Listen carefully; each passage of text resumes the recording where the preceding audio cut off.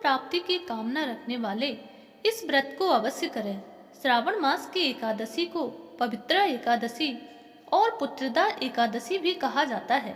पवित्रा एकादशी श्रावण मास की शुक्ल पक्ष की एकादशी को होती है। पुत्रदा एकादशी साल में 2 बार आती है, एक बार श्रावण मास में, दूसरी बार पौष मास में। पौराणिक मान्यताओं के अनुसार पुत्रदा एकादशी का व्रत करने से पुत्र प्राप्ति की कामना पूरी होती है। पुत्र प्राप्ति की इच्छा रखने वाले मनुष्य को पुत्रदा एकादशी का व्रत श्रद्धा पूर्वक और पूरे विश्वास के साथ करना चाहिए। इस वर्ष 27 अगस्त रविवार को पुत्रदा एकादशी मनाई जाएगी। पुत्रदा श्रावण पुत्रदा एकादशी व्रत धर्म ग्रंथों के अनुसार धर्मराज युधिष्ठिर ने भगवान श्री कृष्ण से श्रावण मास की शुक्ल पक्ष की एकादशी के विषय के बारे में पूछा था। तब श्री कृष्ण ने धर्मराज युधिष्ठिर को इस पुत्रदा एकादशी के बारे में बताया था। भगवान श्री कृष्ण ने धर्मराज युधिष्ठिर को कहा है, धर्मराज श्रावण मास की शुक्ल पक्ष की एकादशी को पुत्रदा एकादशी और पवित्रा एकादशी के नाम से बुलाया जाता है। इसका महत्व इसके नाम से ही पता चलता है। इस एकादशी का व्रत करने से पुत्र प्राप्ति की कामना पूरी होती है, इसीलिए इसका नाम पुत्रदा एकादशी है। इसको करने से जातक के सभी पाप उतर जाते हैं और मन निर्मल हो जाता है। युधिष्ठिर, मैं तुम्हें पुत्रदा एकादशी की कहानी सुनाता हूँ, ध्यान से सुनिए। प्राचीन काल में महिष्मती नगर पर महाजित नाम का एक राजा राज्य करता था। वह बहुत ही धार्मिक, कर्तव्य परायण और न्यायप्रिय था। अपनी पूरी प्रजा को संतान के समान मानता था। उसके राज्य में प्रजा सुख और आनंद पूर्वक रहती थी। राजा के कोई संतान नहीं थी, इसी कारण वह हमेशा दुखी रहा करते थे। इस कारण से उनको किसी भी चीज में आनंद का अनुभव नहीं होता था। उनके पास धन धान्य किसी भी चीज की कमी नहीं थी, लेकिन पुत्र नहीं था। उनको ऐसा लगता था, बिना पुत्र के मनुष्य अपने पितृ ऋण से उऋण नहीं हो सकता है। बिना संतान के मनुष्य ना तो इस लोक में सुख का अनुभव कर सकता है और ना ही परलोक में। राजा हमेशा चिंतित रहता था। राजा ने पुत्र प्राप्ति के लिए अनेक उपाय किए, परंतु उनकी मनोकामना पूर्ण नहीं हुई। धीरे धीरे समय व्यतीत होता रहा और राजा की चिंता बढ़ती गई। बढ़ती उम्र के साथ बढ़ती जा रही थी। राजा ने अपने मंत्रियों और गुरुजनों को बुलाकर अपनी चिंता उनको बताई। राजा ने कहा कि मैंने अपनी प्रजा पर कभी अन्याय नहीं किया, हमेशा उनको अपने पुत्रों की तरह माना है। हमेशा ब्राह्मणों को दान देकर संतुष्ट किया है। धार्मिक कार्य भी पूरे मन से करता हूँ। सभी देवताओं को प्रसन्न करने का प्रयास करता हूँ। मैंने कभी किसी के साथ बुरा नहीं किया है, हमेशा सत्य और न्याय का साथ दिया है। मैंने सदा ही अपनों से बड़े गुरु और ऋषि मुनियों का आदर और सेवा की है। मैंने हमेशा धर्म का आचरण किया है। फिर ऐसा कौन सा कार्य मेरा अधूरा रह गया है जिसकी वजह से मैं पुत्र विहीन हूँ? मेरे कोई संतान नहीं है। आप सब तो बहुत ज्ञानी हैं, कृपया मेरी इस चिंता का कोई समाधान बताएं। राजा के वचन सुनकर सबने राजा को सांत्वना दी और उन्हें जल्द से जल्द उनकी चिंता के समाधान का विश्वास दिलाया।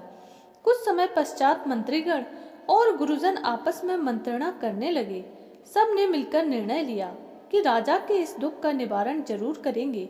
हर संभव प्रयास करेंगे जिससे राजा के इस दुख को दूर किया जाए। ऐसा विचार कर शीघ्र ही प्रतिनिधि मंडल बनाकर चारों दिशाओं में भेज दिए। वह जगह जगह घूमकर ऋषि मुनियों से मिले और सबने अपने राजा के दुख को दूर करने के बारे में उपाय पूछे। वन वन भटकते रहे। तभी उन्हें सभी शास्त्रों के ज्ञाता, गूढ़ रहस्य को जानने वाले त्रिकालदर्शी लोमेश ऋषि मिले। उन्होंने लोमेश ऋषि को देखकर श्रद्धा पूर्वक प्रणाम किया। ऋषि ने उनसे कहा कि यहाँ आने का क्या प्रयोजन है? अगर मेरी कुछ सहायता चाहिए तो मैं तुम्हें निराश नहीं करूँगा। ऋषि के वचन सुनकर उन्होंने सारी बातें ऋषि को बता दी। ऋषिवर, हम बहुत आशा के साथ आपके पास आए हैं। हमें विश्वास है कि आप ही हमारे दुखों का अंत कर सकते हैं। हमारे राजा महिजित बहुत ही न्यायप्रिय, धर्म का पालन करने वाले, बड़ों का आदर करने वाले, हमेशा सत्य का पालन करने वाले, प्रजा से प्रेम करने वाले हैं और ऐसे धर्मशील राजा के कोई पुत्र नहीं है। बस इसी बात का समाधान करने के लिए हम आपके पास आए हैं। हम अपने राजा का दुख दूर करना चाहते हैं। उनके वचन सुनकर के लोमेश ऋषि ने अपने नेत्र बंद किए और अपनी शक्ति से राजा के पूर्व जन्म की कहानी जान ली। थोड़ी देर के बाद उन्होंने आंखें खोली और प्रतिनिधि मंडल के लोगों को राजा के पूर्व जन्म की कहानी सुनाने लगे। आपका राजा पूर्व जन्म में एक बहुत ही गरीब वैश्य था। निर्धन होने के कारण धन प्राप्ति के लिए उसने बहुत से पाप कर्म किए थे। एक बार ज्येष्ठ मास की शुक्ल पक्ष की 10वीं के दिन वह व्यापार के लिए दूसरे शहर जा रहा था। मार्ग में उसे कहीं भी कुछ भी खाने को नहीं मिला। पूरे 2 दिन तक भूखा प्यासा जंगल में भोजन की तलाश में भटकता रहा। वह भूख प्यास से भटकता हुआ एक सरोवर के निकट पहुंचा। उसने जब पानी देखा तो पीने लगा, लेकिन 10वीं तिथि से लेकर द्वादशी तक भूखा रहने के कारण अनजाने में ही उसका एकादशी का व्रत हो गया था। इसी व्रत के पुण्य प्रभाव के कारण वह इस जन्म में राजा बना है। लेकिन जब उसे प्यास लग रही थी तो उसने पास में ही खड़ी गाय को उस तालाब से पानी नहीं पीने दिया और खुद पानी पी लिया। इसी वजह से उसको आज कोई संतान नहीं है।